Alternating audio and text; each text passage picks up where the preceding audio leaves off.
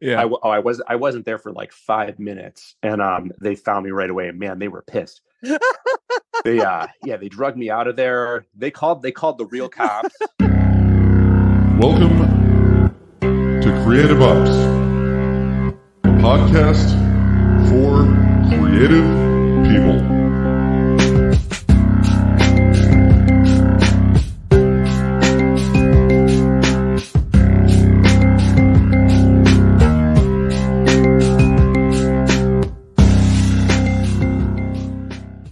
Hello and welcome to Creative Ops, a podcast for creative people. I'm your host, Christopher Tallon, and today I spoke with Adam Truckey, who is an engineer and owner of AJT Design. They make key fobs and interior car parts, like customized ones, not just your run-of-the-mill things. This is really cool, customizable stuff for people that really like to, as he puts it, nerd out on their cars. So Adam and I spoke about engineering and his education and his work experience, but we also started out here by talking about music, our possible neurodivergences. We talk about some old college spring break stories, which I'd like to announce proudly.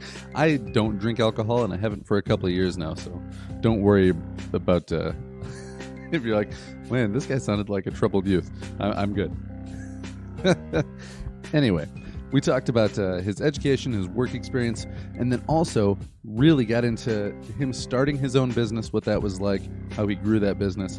And what it all comes down to is this guy has a figure-it-out mindset. And if you bring a figure-it-out mindset and you keep going forward, good things happen. So here's my interview with Adam Truckey of AJT Design. Hope you like this one. Hope you feel inspired. See you on the other side.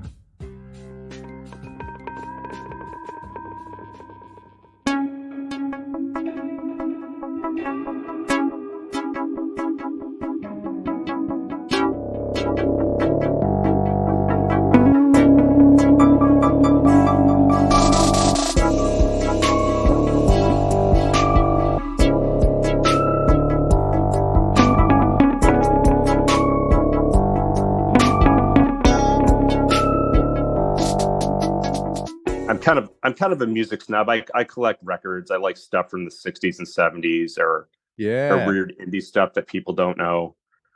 Yeah. I mean, I could go down a whole hour of just talking about random music and bands and stuff like that. I wouldn't hate that. You know, all the music that I do on the show here, I make that too. So I could talk music.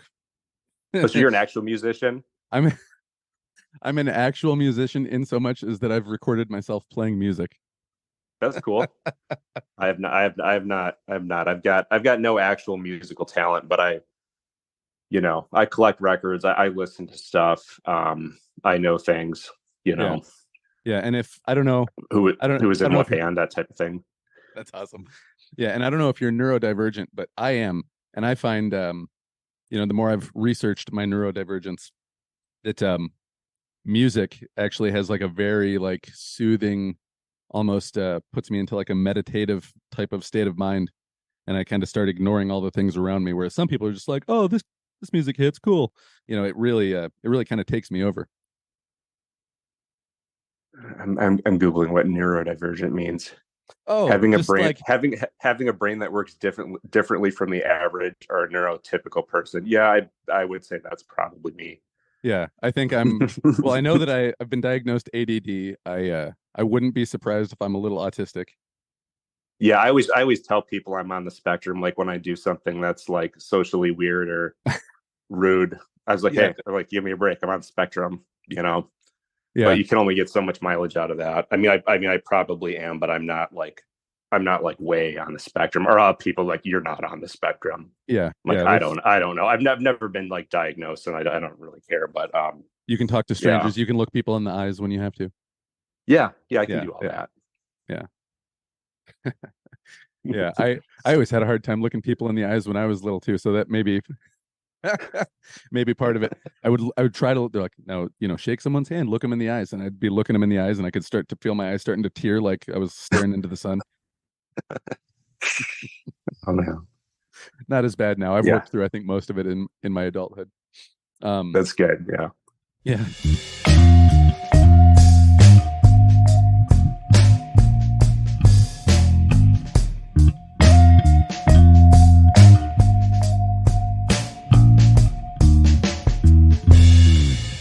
I racked up. I went to Ferris briefly after I graduated from high school, and I racked up academic probation and 2 MIPs, and then I was like, all right, I'm just going to go work construction. Oh, yeah. See, I went to college in the early 2000s, and they used to have like parties on these houses right on campus. And Yeah.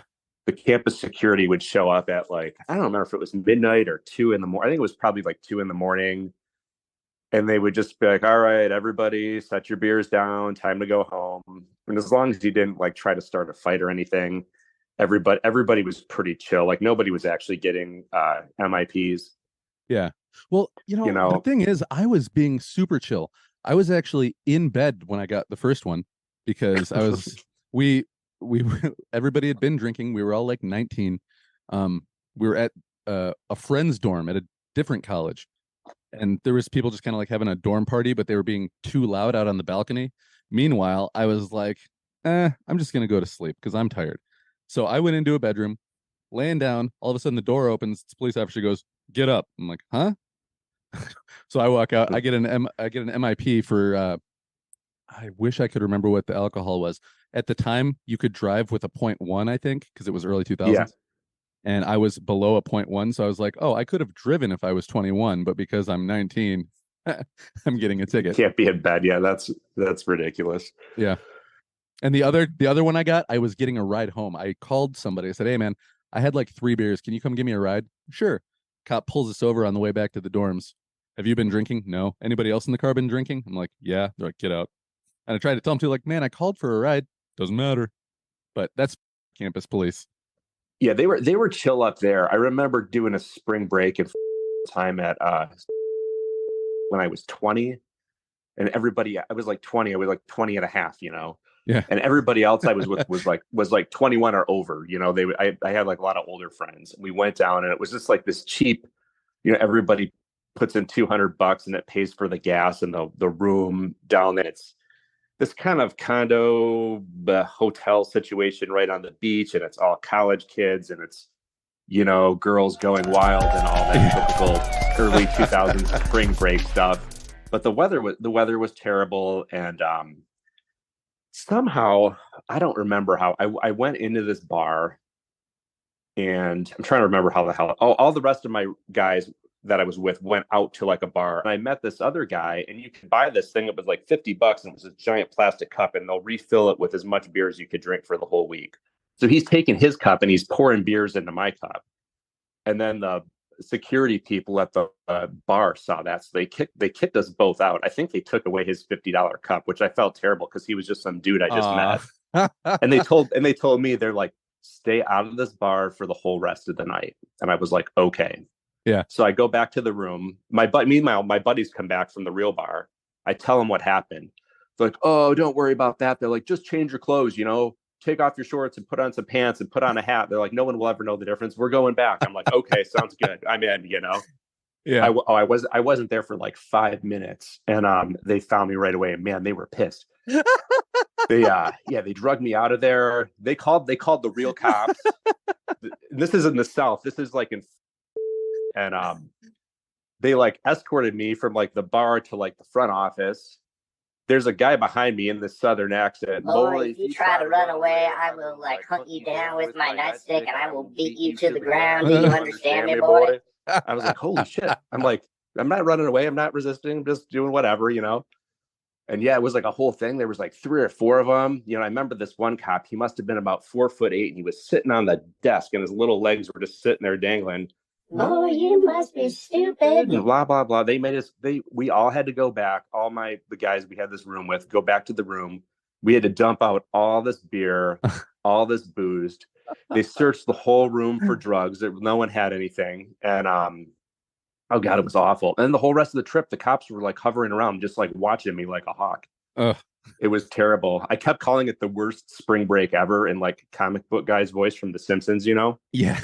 And then everybody was getting pissed off at me for complaining the whole time. And yeah, it was awful. But that's probably the closest I've ever been. I don't know why they didn't actually give me an MIP for all the trouble they went to. Right.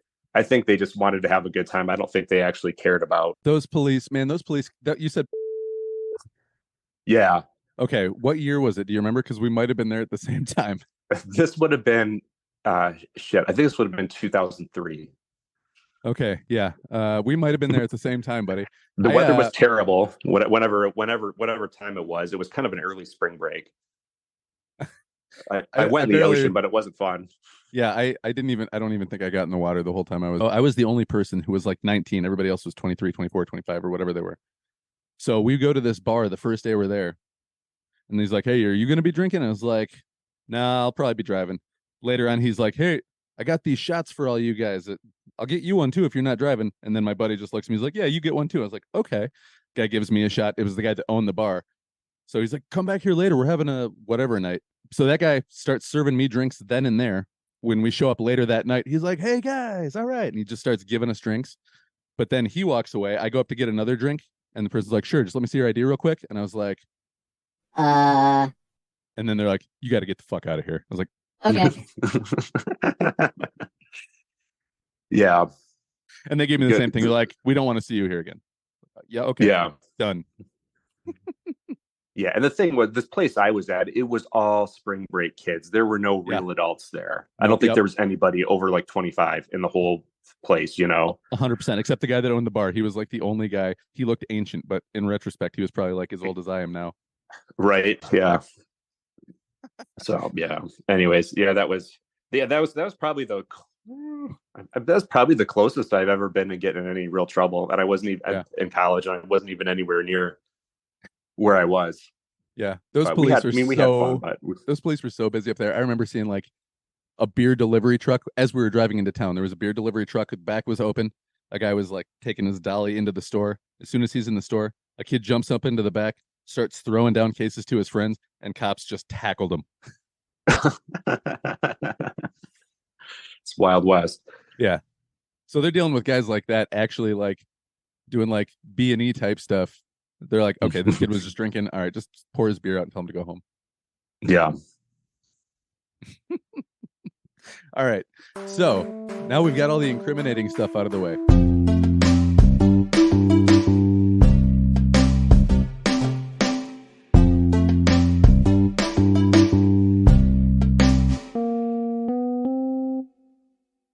What is your formal education and training? Did you go to engineer school? Did you figure all this stuff out on YouTube? What? So I have a bachelor's degree in mechanical engineering from Lake Superior State University. I graduated in 2006. Okay. Are we about the same age? I just turned 40. Yeah, me too. Okay. So I graduated from college. Let's see. I was 29 and I graduated 7 years after you did. So, okay. So yeah, you graduated at Did you have a master's or something? No, no, man.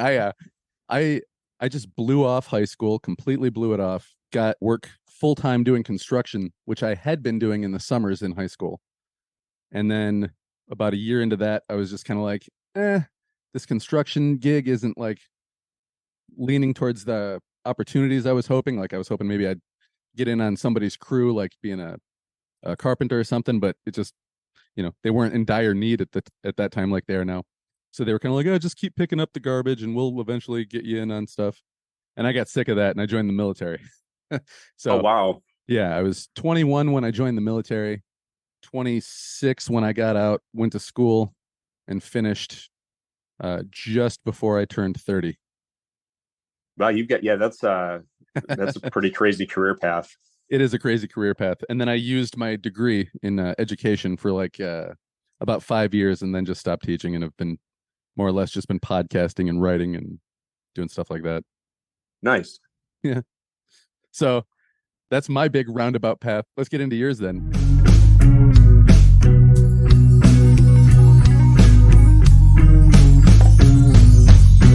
Were you the kind of kid that was like, "Let me take this apart and see if I can figure out how it works"? Kind of guy or what? Yeah. Yeah, I was always like a tinkering type of a kid. Like Legos, yeah, taking toys apart. I mean, nothing too crazy. I was into like bikes when I was a kid, working on bikes, building Mm. bikes. Yeah. I've always been fascinated with cars ever since I can remember. Um, and I work on cars. I'm not like a crazy like mechanic swapping engines and stuff out. You're not But rebuilding I old like 60s Mustangs engines and stuff like that? no, I mean I have a 1968 Corvette. I mean I redid the whole suspension on that car. Yeah, it looks beautiful, by Uh, the way. I'd love to see it in brakes, person sometime. yeah, you should. It is. It's sitting in my garage now. I don't know. I'm trying to plan when I can take it for a ride this weekend. So yeah, that car I've had for a couple of years. And I've done a lot of stuff to that, but like I said, nothing super crazy. But yeah, I've always liked stuff like that, how things work. Did you think pretty young that engineering or just making things was kind of going to be your future? Or did you do, I guess a lot of kids do, and kind of figure it out when you were like, Okay, I guess I'm going to college. Yeah, I was always, yeah, like I said, I was into like a little bit of woodworking too when I was younger. So I always liked like building things and making things and creating things. yeah. Did you have My people dad around was you that, yeah, that's what I was just going to ask. Go ahead. yeah, so my dad was an engineer, so he sort of, I think, steered me into that direction a little bit. He had a successful career, Hmm. working in the automotive industry. Oh, sure. And yeah, and I was like 18 and I had like pretty decent grades in like math and science, and everyone's like, you should do that. And I looked at the sort of like the trajectory of like when you get out of school in like 4 years, and like the starting salaries look pretty decent and the job placement looked pretty good. So I'm like, oh, this all just sort of like makes sense. Yeah. Um, And there's so many different directions you can go with as an engineer too. I mean, people work in making cardboard boxes, people work in making plastic containers, people work in making whole new things out of nothing like you do. Like there's people work on sending things into outer space. It really is a wide range. yeah, for sure. I never felt like in the career arena I had those kind of opportunities. I mean, maybe if I was willing to move around a little bit more. Yeah. Um, Are you yeah, from yeah, like the Traverse City area originally? yeah, I grew up in Bel Air, which is like about an hour away from Traverse City. So Traverse City is like the closest big city Okay. to Bel Yeah. Air. So Bel Air is small. I don't know how many people are in the village. I graduated with like 35 people. That's that's pretty small class. Yeah, I had Yeah, at least 10 times as many. yeah. So it was pretty small. And then I went to college up at Lake State, which for a college was pretty small, but it felt big, coming from Bel Air anyway. Yeah. Well, and to point out to people that aren't from Michigan like you and I are, Lake Superior State um is like it sounds. It's right in the farthest north you can go, like right on Lake Superior, correct? It's on the far east side of the Upper Peninsula, so it's just like an hour north of the Mackinac Bridge. Okay. So when you were at Lake State, well, people do call it Lake State, right? Yeah, people just call it Lake State. I feel like I've heard that before, but I didn't want to sound like an idiot if I was wrong. So when you were at Lake State, pretty smooth up there. You got through school more or less, no big problems, and kind of had an idea what you were doing at the end of it all, or Yeah, I would say more or less. Like I never switched my major. It took me 5 years to get a 4-year degree, but it did for most people in that I was going to particular say program. that's pretty much average now anyway, isn't it? Nobody really gets done in 4 years anymore, it seems. Yeah, Well, I mean, I people mean, I had do. I'm not saying nobody does, but it's pretty common not to. yeah, I think all my calculus classes I had to take twice because that stuff was really hard. Ouch. But I did get good grades overall. Yeah. And yeah, it was fun up there for the most part. I mean, it was kind of the winters are very cold and long, and Yeah. I swear there's like months at a time where you don't see the sun. And Bro, it looks brutal. I've seen pictures up there where somebody was like first snow of the year, and it was like early October, and I was like, yeah, wait, yeah, what? They've got a couple of inches in early October? yeah, yeah. That's a thing. I think there was one year in February. I think the high for the whole month was like -20 or something like that. I don't know if it was that bad, but it felt like it when you go Yeah. outside and it just hurts. Immediate pain on anything that's not covered. Yeah. But yeah, college was good. It was nothing. I mean, nothing too crazy. You didn't run up a big rap sheet or anything while you were up there? No, stayed out of trouble for the most part.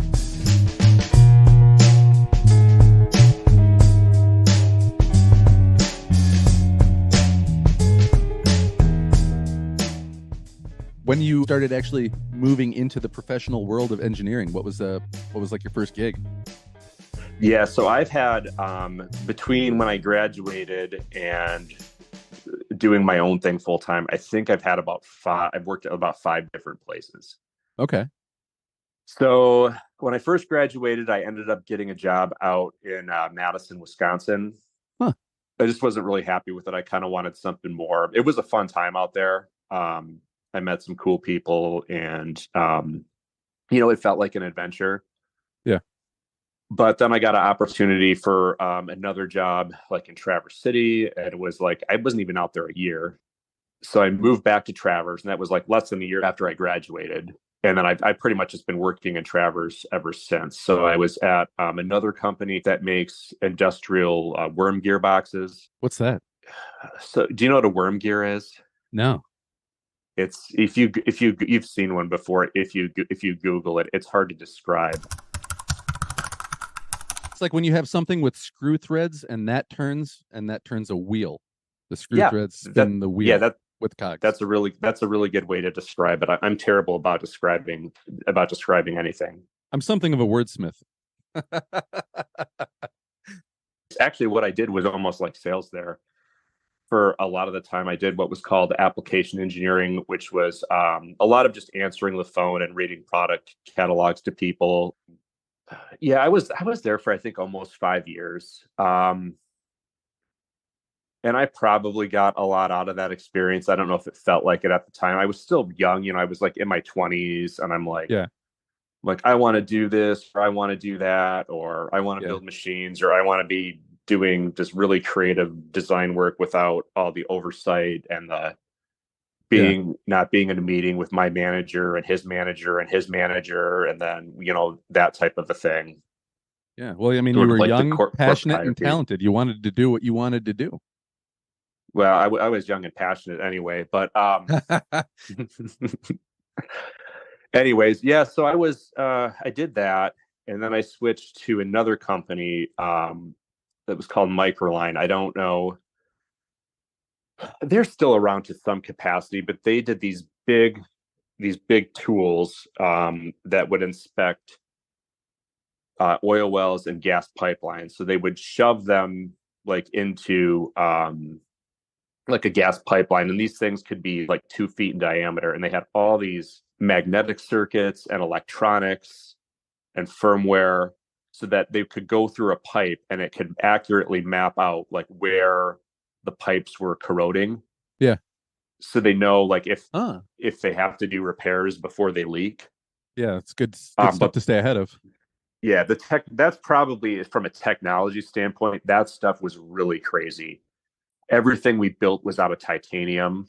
You didn't have to worry about how much anything cost when you were designing things. You just made everything out of titanium, and you just made it as strong and light as you could.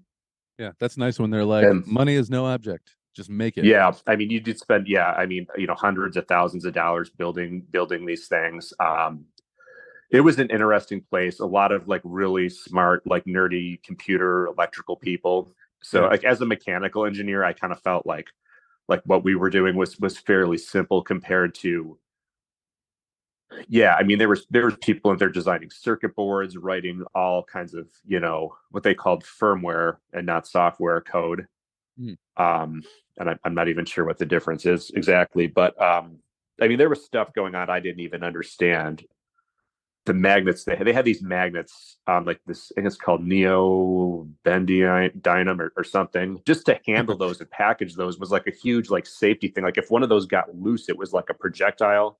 Oh, and like you couldn't be around these things if you had a pacemaker. Like there'd be like people, like if you swiped your ass up against like the tool, it would just like wipe out the magnetic credit card slip, before the chips, Yeah.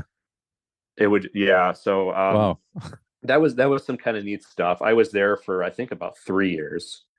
And I kind of just got restless. And then I went somewhere else, another company called Trantech, and they made like automotive cell or like automated cells for the automotive industry largely. So it would be like a piece of machinery like the size of a room or bigger that would put together like part of a car.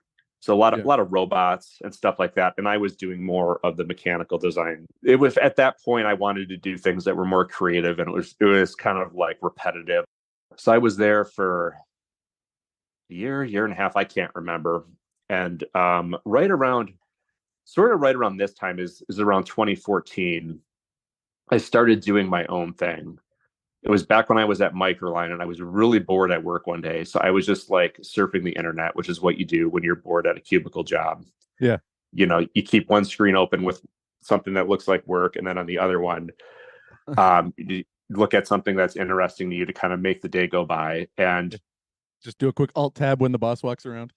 Yeah. Oh man, there's like a name for that. I just saw this meme, and it was like all the different names for like the different types of like lazy like workers, you know. And there was like a name for that. Somebody who only looks busy when the boss is around. Yeah. Anyways, I was surfing the web when I was supposed to be working, and I came across this this website where it was just like these little job. It was called Elance or something, or Freelance. We could find like these little freelance jobs. Someone would post a job and you could bid on it, and then you would do the job. And then once the job was done, they would send you money, but it was all remote, you know?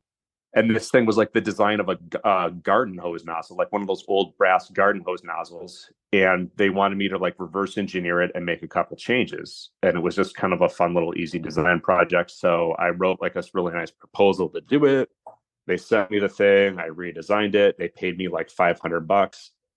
And I just thought that was really cool to be able to, I'd never really done anything like that before, where I wasn't just like working, you know, for an employee, working for the band for like a paycheck. I actually bid on a job and I did that. Yeah. I was like, wow, I'd never done anything like that. So I started doing more and more of those jobs.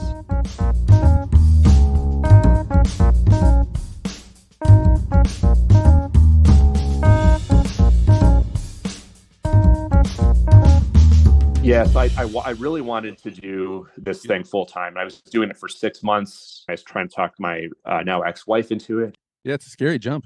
Yeah, all these projects dried up. Everyone's like, they were startup companies. And they're like, yeah, we're really good. We've made a lot of progress on the design side, but we're good with you for now. We need to go do sales or figure out manufacturing or whatever. So they're like, we'll let you know. And some of that work came back, but only a little bit. So I was used to having like all this time in my schedule. Yeah. Back when I actually had a routine and a schedule, at night to design stuff instead of just watching TV or reading or doing whatever. Yeah. And I had just bought a Toyota FJ Cruiser. I still have it because I have just way too many cars, but I keep buying new ones. So I don't get rid of the old ones. This would be the famous one that's in the about section on the AJT Design website. Yeah, I think I put them all in there, but it's in there. And the reason why that car is so cool that people don't realize is whenever there's a new car, usually there's like the company will have like a team that will build like a concept car. And it's usually like a vision of a very like one person or a very small group of people. Too many people get involved and the designs often get watered down. Yeah. If you Google like the concept version of the FJ and the production one, it's amazing how true that thing stayed to the concept. So it's a really unique vehicle. You know, the front windshield is almost straight up and down. It's got 3 windshield wipers, a lot of what's weird, you know, unique features to it. I mean, it's kind of like a Jeep Wrangler a little bit, like Toyota's version of that. They made this thing for like 7 or 8 years, I think 2007 to 2014. They just stopped making it. Yeah. This thing was like a one-gen vehicle. It was weird. And I was at work one day. And again, when I was probably supposed to be working and I was, you know, giving my mind a rest from like, you know, spending weeks on end, just literally editing text and title blocks on drawings. Yeah. I was looking at my key fob. I'm like, wow, that thing is like really boring. And I'm like, I bet I could come up with something that's just cool, just for fun. So I designed this thing, this fob case, and it took a lot longer than I thought it would because I had to reverse engineer all these parts. And, you know, it was all these all the parts are sort of like, irregularly shaped. It wasn't, most of the stuff I did in industry was very like, very more like squared off, like dimensionally, not like, not a lot of curvature. So anyways, I figured this thing out. I had designed it. I had it 3D printed and I put it together, and it was kind of neat. Yeah. And it was different. And I took design elements from the car and put them into the fob. After I got the FJ, I joined like a FJ cruiser group on Facebook with all the other car nerds that talk about, different things related to the FJ or show off their modifications or stuff like that. Yeah. So I posted a picture of this fob that I made. I was like, hey, look, I made like a thing for my car. And it got like a ton of attention. I remember just being blown away. Hundreds of people liked it. Everybody wanted one. And I was, I thought I would post it. Maybe one or two people would think it was cool, or maybe one guy would want me to make him one or something like that. Yeah. So it got all this attention. I remember getting really excited about it. So I tried to remember Kickstarter? Yes. It wasn't Kickstarter. It was a different version of that. So I was trying to build up enough capital to buy a mold to have it injection molded. And I didn't know anything about injection molding or tooling or design for that at all. But I found someone online who could make the tool and make these parts. So I had sort of a business plan, but I needed several $1,000s that I didn't have at the time to tool this thing up. So I said, well, if I do this Kickstarter thing, I could sell 300 or 400 of these. I could make this whole thing work. I think I sold like 10. It was like a total flop, which at the time was like super depressing. Sure. I think after a while, I just said, well, I could just continue to like have these 3D printed and kind of put them together and sell them out of my house. Yeah. And I didn't even have a website. I was just posting things on these social media groups, and people were PayPaling me money and I would ship them out. And I would sell just kind of like a handful of them a week. Uh-huh. I certainly wasn't making a lot of money, but it was exciting, and it felt cool to be doing something like that. Yeah. So I'm doing this while I have a normal job, and I'm doing design work for other people. I did this for a long time. And this is at this point in my life, I have like a lot of moving pieces where I switched jobs again, where I worked for a company that made surgical instruments, retractors, things that held people open. And I was doing contract work for them for about a year. And I begged these people to just hire me full time as like an engineer. I'm good at designing this stuff. Like the company was like awesome compared to where I was before. Like the culture was cool. The stuff they were doing was really cool.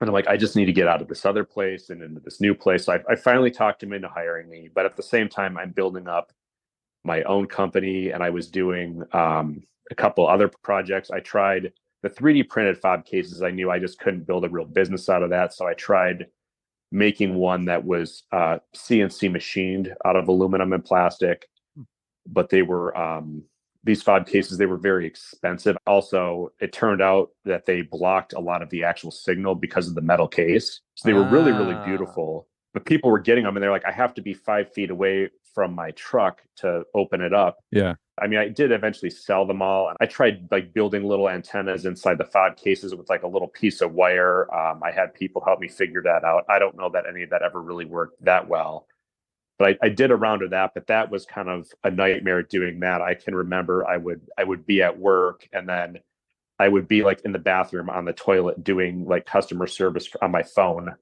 for like the other business, trying to put out all these fires. The mold that you buy for a product is very expensive, like thousands of dollars. I mean, I've done molds now that the mold costs more than the car that it goes into. But at the time, this mold might have been like $5 or $6 grand. I can't remember. Damn. So I said, I want to do a mold. I've saved up enough money where I can afford to buy from my other side business, where I can afford to do this thing.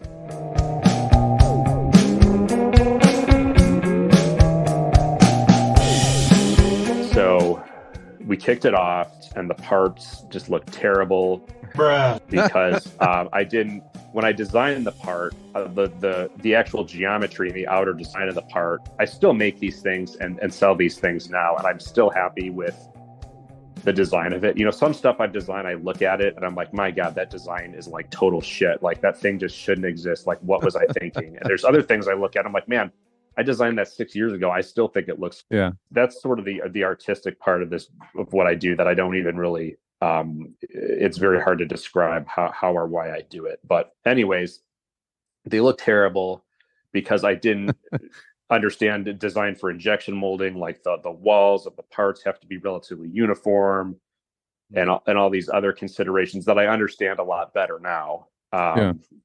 So that was like a big learning curve, and I felt like it took months of like tweaking the tool. We worked at it. We finally got them to the point where they were good, and I started selling them.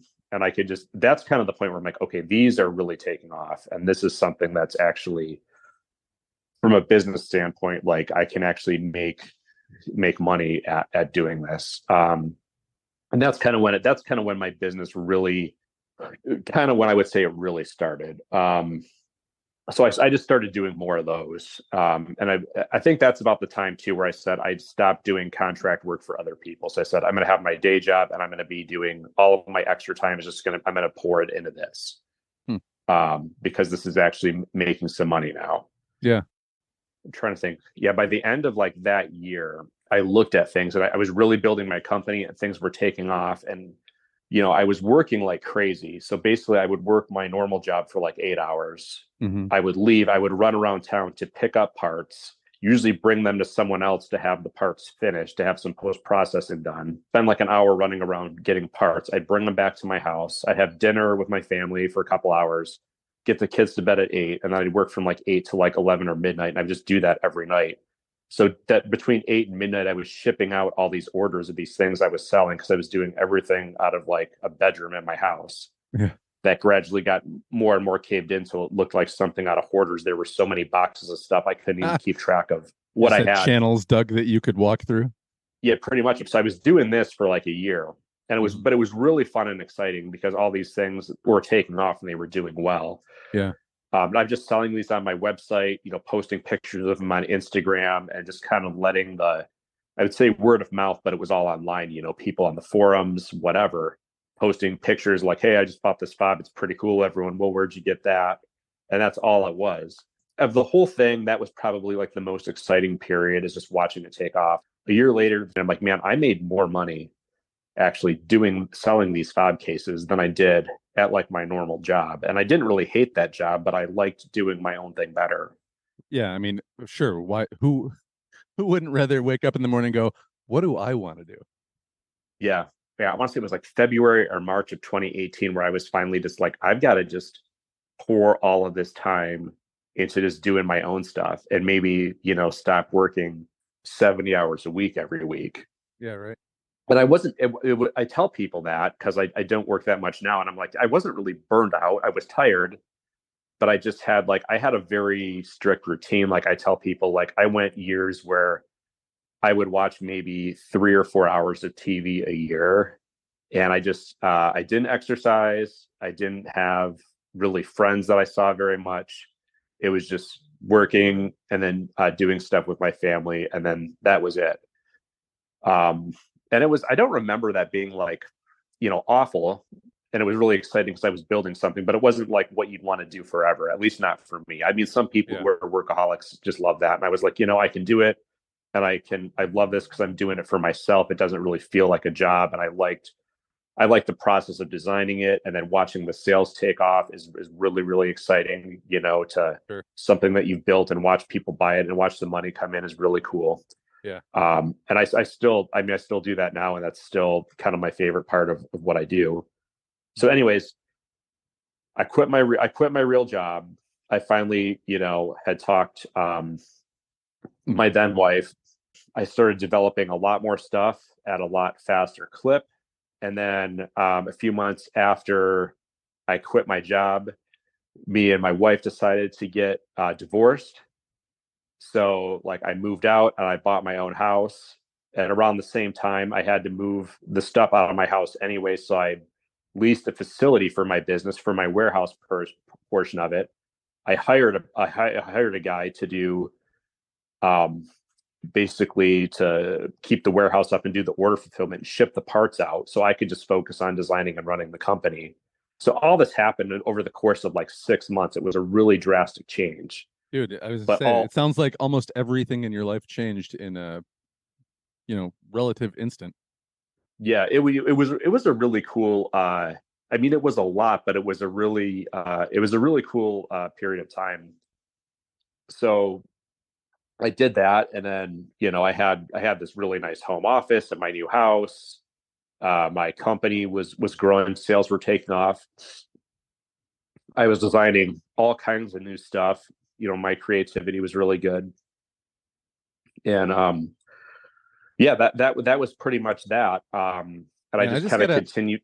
I just got to say, Continued. up to this point in your story, I'm sorry to cut you off. Up to No this point in problem. your story, I think the most interesting part of all of it is how many times you said, and that completely didn't work. And that was a huge failure. And that idea completely fell on its face. But you kept going. So Yeah, I kind of want to know, like, what is it inside of, is it just like do you talk yourself up like, oh, all right, that sucked, but we can do this? Or is there a part of you that just is kind of like, no, I'm never going to stop? yeah, it's kind of both. I don't really think about it. I mean, some setbacks are bigger than others. Yeah. But did you always I have a think pretty I think I healthy just understanding of like failure as part of the process? Because a lot of people, especially people that have gone all the way through college, worked for other people, they become conditioned that like I have to do it right. And when they don't, it becomes bigger than the original hurdle itself that they didn't get it right. Oh fuck, I'll just give up now. You know what I mean? right. Yeah, that's an interesting question. I mean, I feel like I've had, if you look back far enough, I mean, setbacks, you know, uh, your whole life, if you think about it. Like things that happened in high school that didn't work out, or even in college. I remember when like I said, there was like 3 calculus classes I had to take over again. And I remember like at the time, especially the first time, one of those classes I had to retake over. I mean, it felt like a crisis. I'm like, I don't know if I'm even smart enough to like graduate with this degree. Do I have to change my major? And now I've got to take this class over, and Right. I've got to drop it so it doesn't screw up my GPA. And that happened. Like I said, I think there was about 3 classes I ended up having to do like that. And maybe that was the first time, something like that happened. I can remember when I graduated from college, there was one job that I really, really wanted. It was down, like Holland, Grand Haven area, and they interviewed a bunch of us. I remember just really wanting that job. I took the interview very seriously. I dressed up all nice, and I was very careful about what I said and trying to impress them. Go through this whole thing, and then a week later, getting an email being like, yeah, we're not going to hire you. Turns out we only need one person, and we need an electrical engineer. So, maybe at some time in the future, but for now we're not. So there's all of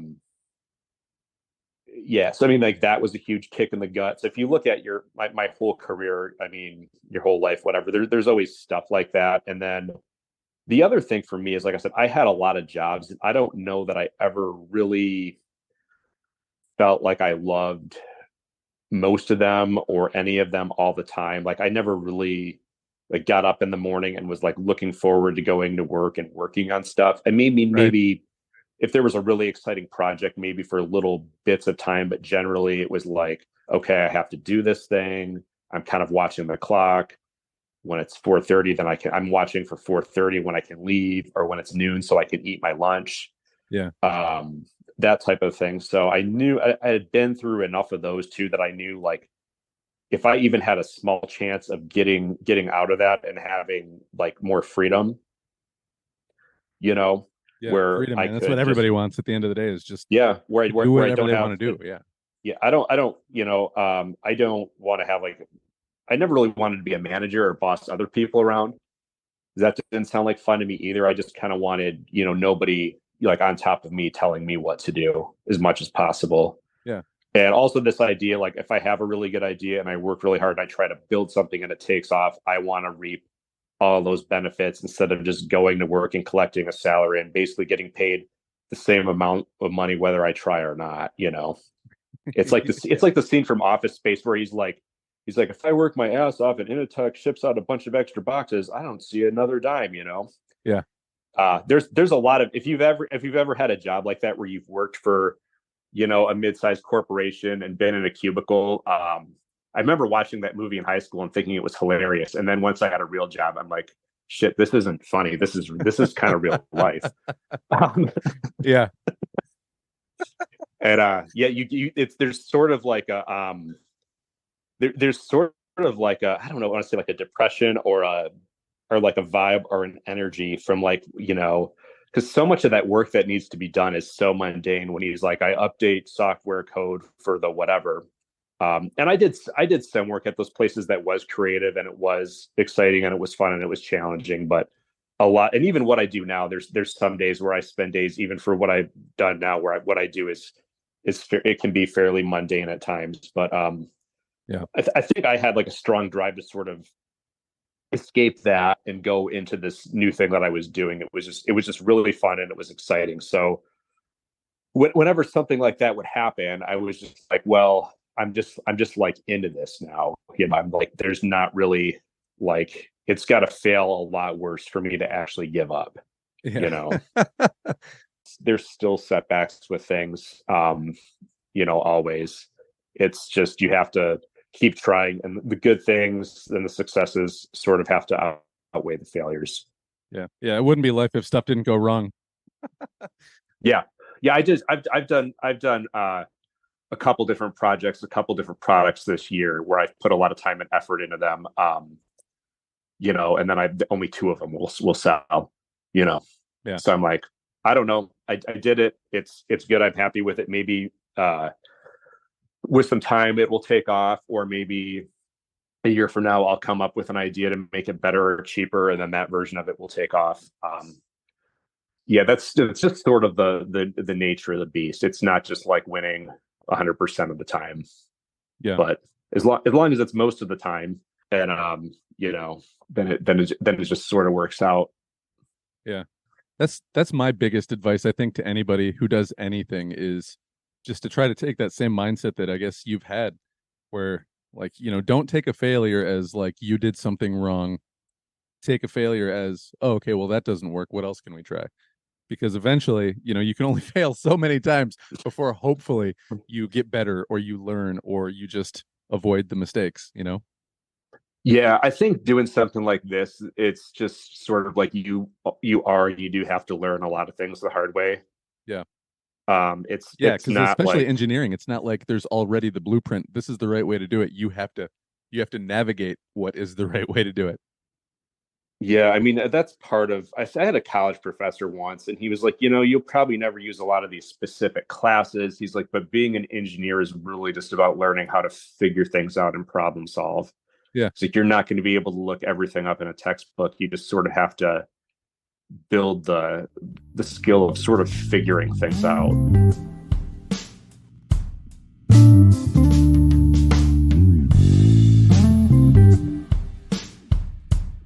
So that's the way I look at it. The business side of this was all very new to me, and that was, as the business grew, that part of it became challenging. And I did find there was like a local group that sort of mentors like startups and small businesses. Oh, nice. And I only had a few meetings with them, but they were very helpful. Where they would tell me things like, you need to find an employee to do your shipping. Like, you should be spending your time doing that, or you need an accountant like right away. They're like, you're not going to be able to be doing your own taxes. That one's big too, because I sell way less books than you sell stuff. But when I started selling stuff, it wasn't until I was at like a 3rd or 4th event that somebody came up to me and they're like, hey, are you factoring in taxes on this and sales tax and stuff? I'm like, no. And I didn't have a way to take credit cards. I only had like Venmo, and that was it, or cash. Yeah. So like now I've got QR codes. You can pay me on all the apps. I got a tap reader, so you can pay me with the credit card. I'm a lot more prepared. Just like you said, I made a thing, but making a thing, you find out, is such a small part of selling the thing, marketing the thing, a whole other world from the creative side. Yeah, that part becomes big really quick. The thing that's hard with my stuff, so I sell most of my stuff like on my website, so it's all over the world and all over the country, where each state has different sales tax.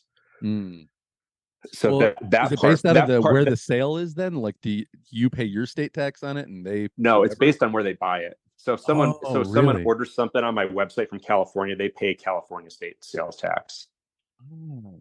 And I have to keep track of all that. So I have basically my accountants figure it out, and there's like a software, and I have to pay. So I have to collect all that from the website, and then I have to send these payments out to the individual states. But all the states are, the percentage is different, the threshold is different. So if you only sell say $500 a year in a certain state, you don't meet the threshold for even having to collect that. But each state has a different threshold. Some states, might be 1,000, some states might be 10,000, and all of it is relatively new. So almost like before I got started, you never had to pay sales tax for anything online. Mm-hmm.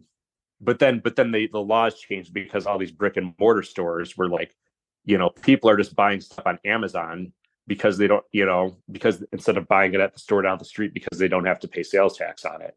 Yeah. I remember doing that, going to Best Buy and looking at a set of headphones that was $300. I'm like, man, I can save $18 by just ordering this on Amazon because there's no tax. Just an example of how it gets complicated really quick.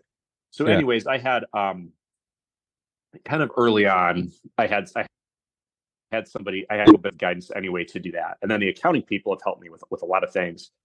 I've worked with several different people trying to figure out, marketing. I've got a guy right now, I'm putting a lot of my catalog on Amazon, basically so people go on Amazon and they can buy my stuff and it's Prime.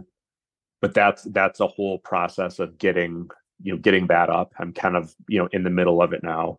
Since we're talking about, kind of spreading out the jobs so that you can focus on your things, do you do your own social media? Yeah, right now I do. I've not found anybody. I was just saying, I was going to say it's impressive that somebody I'd love not to do it, but I do. Somebody who does their own social media, even though that's not what they do really, has I'm not even good at 50,000 it. plus followers. Well, I mean, you got 50,000 followers, buddy. Instagram is good. weird. That was pretty cool to build up that sort of organically, but just posting things. And most of my Instagram is just taking things that other people post and then reposting them. Or if I do something new, I'll post it. Yeah. So that's how I started it. And then I have a Facebook too, which is less powerful, that basically just reposts everything from the Instagram. Same here. But I'm at the point now where it's on my list of things to do, find someone to do I think I should be on TikTok, but I'm too old to figure out TikTok. I don't want to be on TikTok. And they say Threads now too. What's that? They say Threads is the new place to be. So Threads is like Zuckerberg's answer to Twitter, right? Pretty much. So I'm not on Twitter. I don't want to be on Twitter. I'm not going to be on Twitter even when it switches to X or whatever is going on with that. I don't know if those are effective platforms for sort of selling things. Like that's a person that I need that I haven't found. So like I said, right now I'm doing like the Amazon thing, and I'm like, I need like a really good overall sales marketing person that understands all these online platforms and blah, blah, blah. And I joined this online group where this membership costs $150 a month, but it's all these people like me, like successful entrepreneurs and people who have started these companies of like things that but like small startup things. Like if you ever heard of like things like Solo Stove. Oh yeah. Or like, so like the guy who started that is on there. And if you're into skiing at all, there's this new brand of goggles called Blade. That I haven't heard of. Yeah, so it's like ski goggles, but it's kind of like a new startup brand, and like you see him around, and like, I was like, he had posted something about his brand, and he was asking opinions about like the font for their logo, and I'm like, into that conversation and stuff. So it's a cool little network, but you have to sort of interview to be on there, and you have to be at a certain level, which is and I'm kind of at like the lower end of that. But so I found some people, but I posted them like, if this is a guy I need to do all this marketing stuff, and they're like, that person is a unicorn, they don't exist. You have to find like, you'll find like experts in each little sector of it. So it's like, basically I need 5 different people. So that's part of what I'm kind of working on now, is sort of finding that. Right now I'm working on more of like the Amazon piece. Yeah. But I've done some basically advertising and marketing, but nothing on like a really big scale. I've never found anyone, I mean, somewhat, but usually content creation, I have to do it myself because what I sell to is a very niche type of a market. Mm-hmm.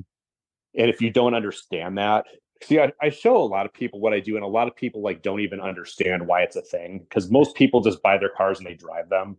Yeah. What I Why do I cater need a to door is handle, a special door handle cover for my door? yeah, like who cares if it's chrome? Why do you need to change it to black? So these are like very like people who nerd out on their cars, and everything has to be a certain way, and they can't leave anything alone. They have to touch, modify, and change everything to make it, you know, like how they want it. Yeah. So, but if you don't understand that, and you don't understand the specific subset of, I mean, most of my stuff is for Toyotas. So if you don't understand the whole Toyota culture and the sort of why people are doing this and the right buzzwords, and I've had people try to create content. I'm like, this just looks terrible. Anybody who sees this is just going to laugh at it, you know? So I've really never found, you know, someone who's really amazing at marketing. So right now, all my stuff it's basically kind of just selling itself. I mean, I do Facebook ads and stuff like that.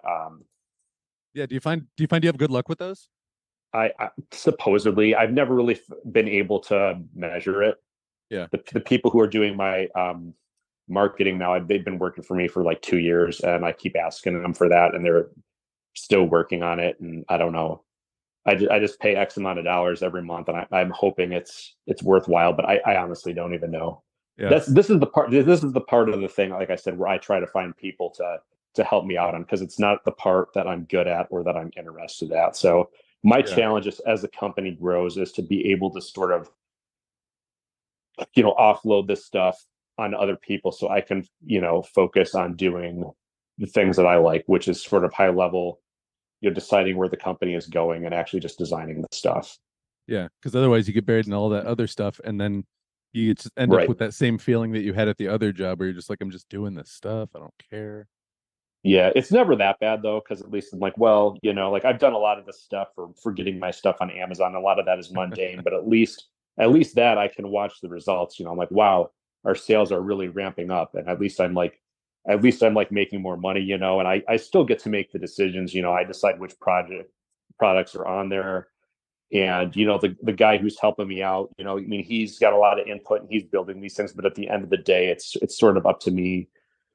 You know, I have the power to make all the decisions and stuff. So it's never quite that bad, but Yeah. I can at least see the value in it. I know that it's necessary, which is why I do it. Yeah. And if it's in the budget for it to get rid of the things that you don't want to do, why not? Yeah, I mean, it's sort of you know, it makes sense to take, and it feels less so than now, but you know, to take these little leaps. You know, like when I first hired that guy, or when I first got rid of, you know, my real job, my day job, whatever. You take these leaps that feel sort of, you know, like a thing at the time, but if you know, if you're smart about it and you've planned it, they tend to work out. Yeah. And you follow through. Yeah, and that's big. That's a big part of it. You can't just be like, I'm gonna sell my house, I hope it works out. Yeah. Yep, there's also that.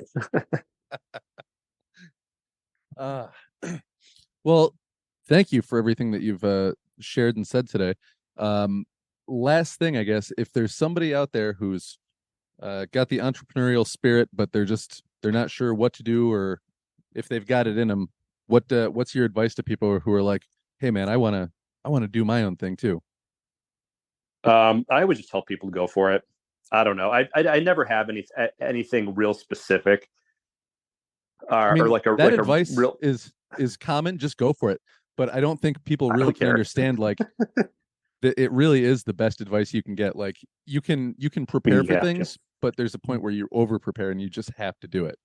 I mean, if you don't go for it, you're definitely not going to get there. Yeah. And if you do go for it, you might get there, or also you might not.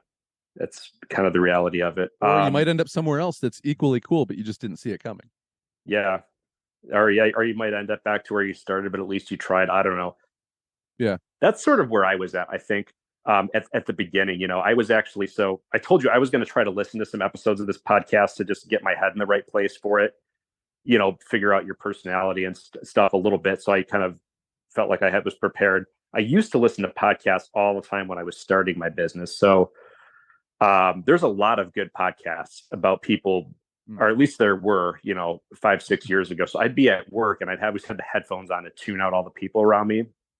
And I used to listen to podcasts all the time about people starting businesses or how companies got started. Yeah. There was one that was called How I Built This. And he'd interview like the guy who started Starbucks, or, it could be anything. And they would tell these stories about how they started their company. Like the guys who started Ben and Jerry's, out in Vermont, making ice cream in a barn and all the stuff they went through. So I listened to all of these things. And I don't know that I actually learned anything real specific from any of that, but I felt like that was really helpful, sort of inspirational, sort of like, okay. Well, if nothing else, it probably put you in the right mindset to do the things that you were going to do. Yeah, it was a mindset thing for sure. So I used to listen to podcasts all the time, and I listened to a lot of those, and I found those were, like I said, they're not going to lay out some formula you can follow to figure this out, but listening to other people's stories is sort of helpful. So yeah, well, like yours too, people are going to hear you say, I failed at this thing. I failed at this thing. This thing monumentally did not work out. But here I went. So I kept going, and eventually I figured it out. Yeah. For advice, there's generally it's a long-winded answer, I guess, in my mind of how to get there from there. So I was just like, man, I got excited about it, and I thought about it a lot, and I was just doing it. I really wanted it, and I wanted to at least try, Yeah. Like I said, I had a lot of like products that from the beginning that didn't do very well, but I just kind of kept like, I don't know, there was just something in me. I'm like, I'm going to kind of figure this out. I know there's a way to make this work, and I'm not really sure how. I don't have like some 5-year plan for this company. I'm just going, and that was. You said 5-year plan. That made me think of Big Daddy when he's like, he's got a 5-year plan. What is it? Don't die. Yeah, right. I've never had a 5-year plan. That's my 5-year plan. Still be here. Yeah. I never have any of those. I'm not one of those people. It drives people nuts, but I'm like, I don't know. I could make a 5-year plan, but I'm going to be doing something completely different in 5 years. So what does it matter? Yeah. If I look back 5 years from now, I wouldn't have predicted, my business or my life would be anywhere where it is now. But actually, you wouldn't have thought you would have all those hoes on your boat. Yeah. I mean, you never know. Sometimes sorry, it Rachel, just works Amy, out. and all your friends. You're not really hoes. Yeah. No, they were talking about that, and someone didn't know what the song was. I can't remember who said it. They're like, or someone's like, yeah, Chris wanted us to play Boats and Hoes or whatever. It's like, no, and it's like, and fuck him for calling me a hoe. And they're like, no, it's the song. It was funny because I don't think I had heard that song, or I forgot about it. And Amy was like, sent me like the video of it. I'm like, you got to listen to this and play it on the boat. It's hilarious. Yeah. Amy told me, she's like, I had to play the song for Adam. He didn't know what it was. I was like, oh, okay, well, good. Now he knows. Yeah, that's pretty funny. But yeah. So. Yeah, I mean, I guess you're talking about advice for people. I would say, if you can find mentors, if you know people who have built a business. One thing, a lot of people used to give me advice when I was doing my business, and these are people who were successful, but had never been an entrepreneur in any capacity. So their advice is different. Show up on time. Be agreeable to everybody. Like. Yeah, I mean, it's just, it wasn't like it was necessarily bad advice, but it wasn't like completely applicable either. Yeah. So, and everybody's path is different and stuff like that. But like I said, those podcasts I think were actually really helpful. I would listen to those podcasts, and I would listen to any kind of a podcast that had to do with music, where like they dissect a whole album, Yeah. Song by song, and this player was playing on this track, and this guy wrote this part of the song, and the song's about this. I'd nerd out on those, and then, how to start your own business or startup stories and stuff like that. And then now, the way my sort of schedule routine or lack of routine is now I just generally don't sit still in one place for long enough to actually sit and put one of those on. So I'm either just moving around or listening to music. And I've been off of the podcast, but I will, this one ever makes it out onto the interweb, I will check it out. Yeah. Nice. Well, man, that's all I got for you. Okay, cool. Thanks for coming on the show, Adam. Yeah, I appreciate it. Had a great time. All right, everybody. Thank you for listening. Thank you if you're still listening. Check out Adam's business, AJT Design. Their website and their Instagram are in the show notes. Love you guys. See you next time. Mwah.